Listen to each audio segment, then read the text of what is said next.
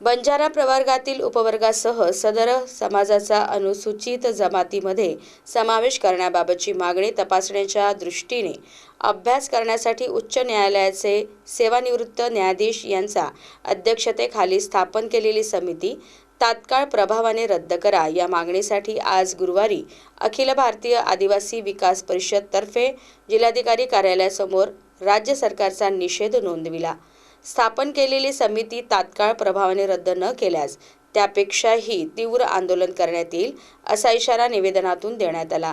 यावेळी आंदोलनात जिल्हाध्यक्ष जनार्दन गेडाम, जिल्हा शहर अध्यक्ष बेबीताई उईके, विदर्भ सचिव रवींद्र मेश्राम यांच्यासह आदिवासी बांधव उपस्थित होते।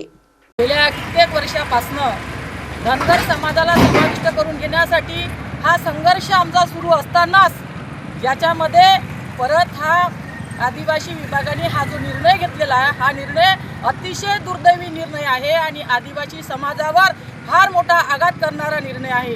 या निर्णय अशा पद्धतीने जे लोक राज्य सरकार घेत असेल तर याचा अर्थ खऱ्या अर्थाने हे सरकार आदिवासीच्या विरोधातलं सरकार आहे। तर आमच्या आदिवासी समाजावर अशा प्रकारचा आघात होत असेल, अन्याय होत असेल हे तर आंदोलन काहीच नाही, यापेक्षा तीव्र आंदोलन